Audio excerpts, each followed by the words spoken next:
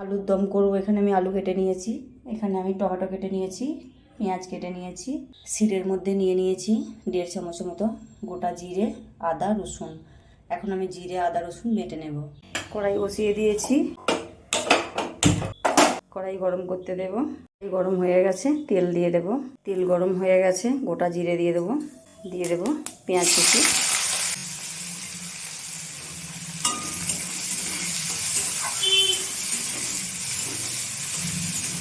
পেঁয়াজটা আমি লাল লাল করে ভেজে নেব। পেঁয়াজ ভাজা হয়ে গেছে, দিয়ে দেব আদা, জিরে, রসুন বাটা। বাটিটা ধুয়ে আমি একটু জল দিয়ে দেবো। দিয়ে দেবো হলুদ গুঁড়ো, লঙ্কার গুঁড়ো,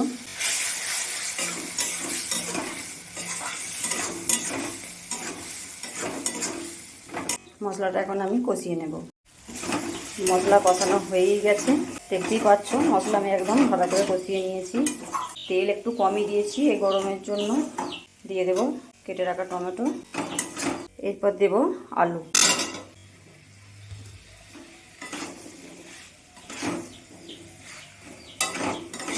দিয়ে দেব লবণ,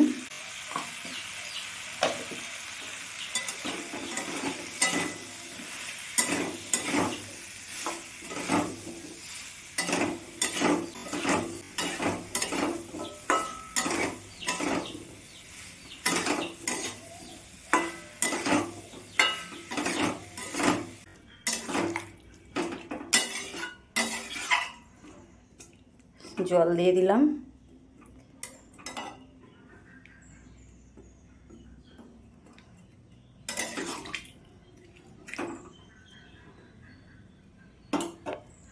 ঢেকে দেবো এটা 10 মিনিটের মতো। ঢাকাটা খুলে আমি নেড়ে চেড়ে দেবো।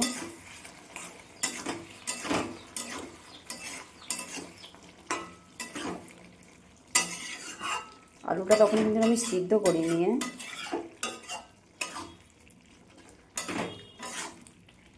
কাঁচাই দিয়েছিলাম মশলার উপরে।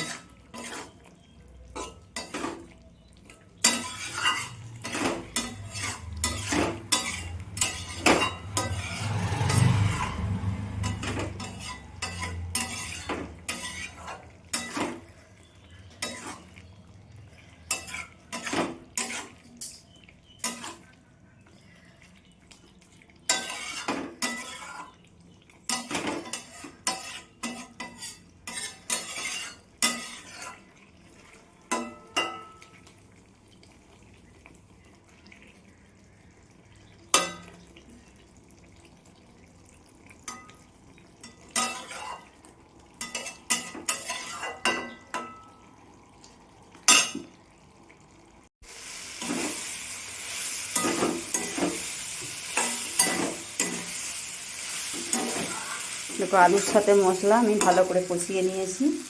এরপর আমি জল দিয়ে দেব।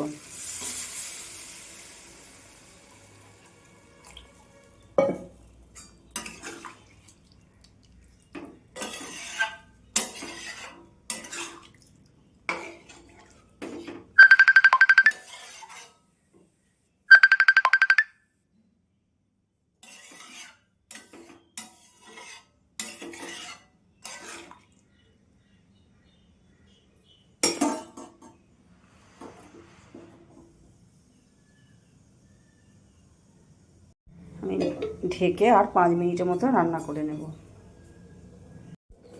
ঢাকাটা খুলে দেব।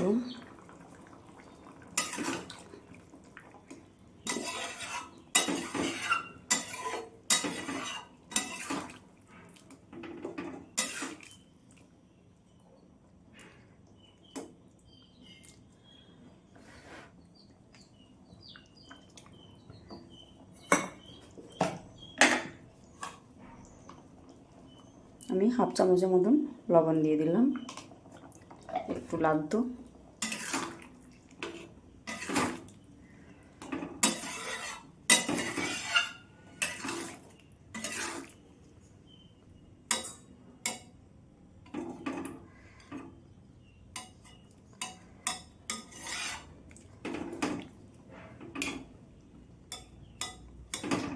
কয়েকটা আলু আমি এইভাবে মেশ করে দেব।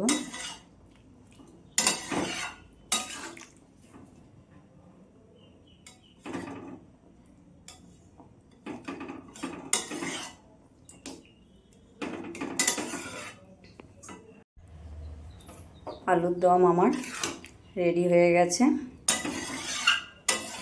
ভাত, রুটি, মুড়ি সব রকম দিয়েই খাওয়া যায় এভাবে আলুর দম করলে। পুরো মাংসর মতো টেস্ট হয়, মাংসকেও হার মানিয়ে দেবে। এইভাবে একবার আলুর দম রান্না করে খেয়ে দেখবে সকল বন্ধুরা, খেতে খুব ভালো লাগে। পুরো মাংসর মতো টেস্ট, মাংসকেও বলবো সরে যায়। বারবারই বললাম, কথাটা দুবার করেই বললাম আমি। তো আমার রান্নাটা হয়ে গেছে, আমি গ্যাসটা বন্ধ করে দিচ্ছি।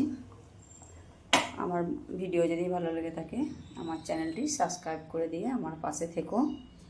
আর সকল বন্ধুদেরকে বলছি, এই গরমে বেশি বেশি জল খাও, আর সবাই ভালো থেকো, সুস্থ থেকো, এই কামনাই করি।